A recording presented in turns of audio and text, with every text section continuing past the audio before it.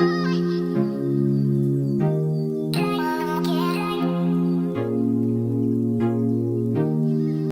beauties, welcome back to my channel. It's me again, and today I'm not riding solo. I'm with my cousins. Hi guys, my name is Gurisani. Please go ahead and follow me on Instagram at Gurisani_Mukanja, and yeah. Hi guys, my name is Itu. Please follow me on Instagram at miss_Itu_ZSV. During the pandemic, what their struggles were, what they enjoyed about it, how it really affected them. Because nobody talks about doing first year during the pandemic, or doing first year like at home and not having that environment where you sit down and have a lecture and have your tutors and all of that. So I just wanted to find out what their experience was. I mean, I'm going to talk a bit about mine, but since this was their first varsity experience, I thought it would be nice to get like an inside view from somebody who's starting off. Okay, so ladies, yes. What are the vibes? What is it like doing your first year in varsity? Like, I mean, give us a bit of a background about what you study, when you started, how, like, the bad, the ugly, the good, what you love and what you hate. Okay. Give us the tea. Beauty, and I was studying safety. That was 2019. And okay, fine, 2019 was just a normal year. No corona, nothing. And then last year came after I failed my first year. Yeah, well, so when last year came, I was like, okay, maybe I lockdown, okay, manje umkopo. So ngizopasa yonke into izoba right. At least now I can make myself proud and my family proud. But then ngakhohlwa ukuthi kumele ngenze ngistudy, although it's like lockdown and all that, I still have to study. So I didn't pass again. So now my dad was like, you know what, yeah, Papa, when I come back home, he took me to Boston. Now I'm doing a HR, like human resource I management. completed matric 2019, so 2020 I was like, yes, finally I'm leaving. Because everybody was yes. So like I'm there going to varsity. It was nice, and then it was like, oh, lockdown, so they had to come and fetch us. So by the way, I was in UFS that time. So when we came back, I was so happy because I'm like, yes, I don't have to study anymore or things like that. And then the first test I wrote, my first online test I wrote, I failed it. And that was like, yo, bruh, you need to start studying. So for me, I needed to like kind of like get a balance between like me living at home and being a kid, like my parents' child, and also being a student, because sometimes you kind of like lose the balance.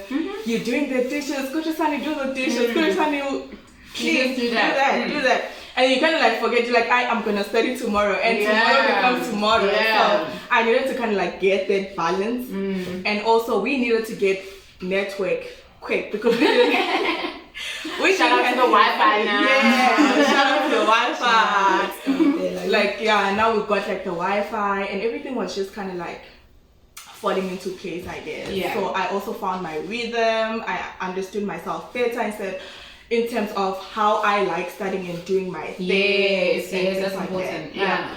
Overall, it was not bad for me personally because I enjoy working alone either way. Okay. So it was not bad at all. Still enjoying it.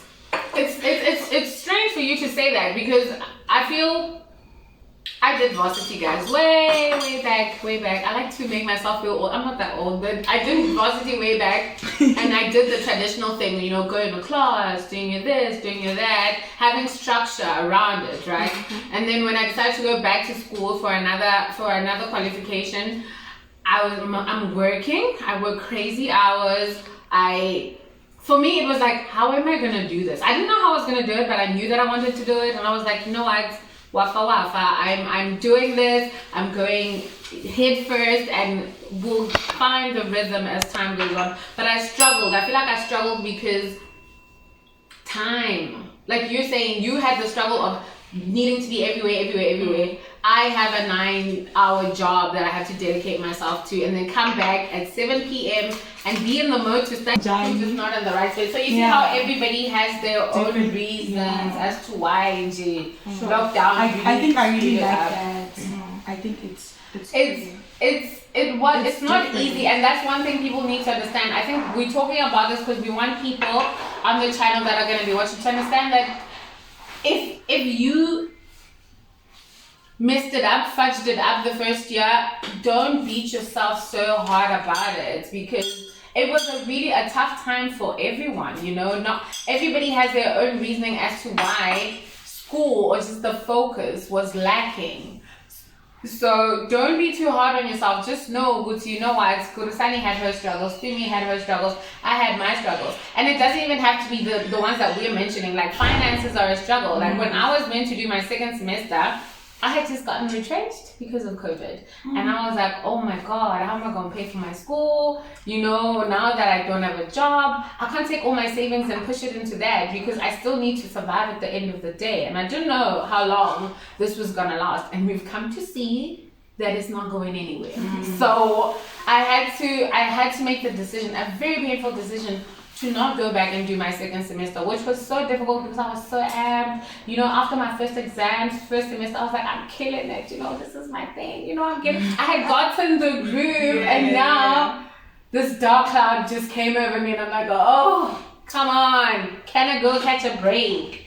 And I wasn't. So I want everyone to understand that for whatever social economic reasons, financial reasons, mental health reasons, because I feel like a lot of people's mental health took a knock during the first wave because everything was so uncertain. It still is, but now you kind of know how to maneuver around the uncertainty. But before then, it was just like, oh my God, you know, what's happening? What's happening? So yeah, it's tough, but we have to keep your head up. I think. I don't know what advice you guys want to give to the girl that's watching who feels like, oh my gosh, I'm not doing enough, or oh my gosh, I failed my first year, or oh my gosh, this and this. What advice would you give someone who is feeling a bit down on themselves in terms of school and just life in general? Let's even touch on like some mental health issues, like, Yo. you know?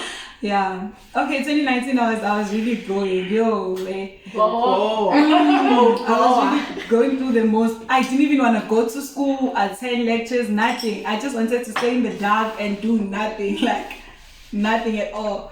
So maybe last year also I was not healed, like I was still dealing with the things, but like now more pop, more groova, and maybe like drinking and all this. You chose the wrong things to kind of numb your pain. My pain, yeah. So, well, I'd say that there's no need for you to do that. Maybe you should take time and pray. If you do, like pray, self-introspection, and love yourself, because nobody's gonna love you if you don't even love yourself. It starts with you.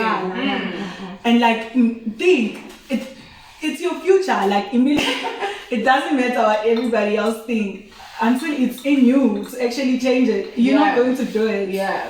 So it doesn't matter. Even if your parents or anybody's like, oh, it's a mess, you're just like, okay, they think so, I'm fine. I'm not gonna listen to them. They don't know my life. They don't know this rock star life. Yeah. I'm a pop star, not a doctor, okay? Nah, I'm a pop star, not a doctor. And I'm just like, what advice do you have? Because I mean, you're saying that you got the groove of things quite easily. Yeah. How did you do that? Because this is you said in high school you guys were doing like self-learning as well. Yeah. So I was quite lucky that I went to a school where we were taught these things. When you go to varsity, no one is gonna follow you around and ask, where's your work and things like that. So I got that from my high school. Yeah. I'm so lucky to have that. Yeah. And also I kind of like realized sometimes attending classes, I don't know, for me sometimes it's a waste of time. It wastes my time because sometimes with the network thing, sometimes we're a lot in that thingy, that lecture room, that blackboard room. So sometimes the network goes off and then so now I found it better for me to kind of like go after the class and watch the recording instead of kind of like watching the live recording thing. So for me that was helpful a lot, and just kind of like studying every week. So every week when we're in chapter 1, I study chapter 1 there and then, so that when exam comes I have like kind of like the gist of the entire foundation thing. of what the chapter's about. Yeah. So now it's kind of like easy because I get anxiety so easily, and when exam comes already, like I'm so anxious, I don't want to study. So I found that I kind of like discovered that so early. I'm lucky.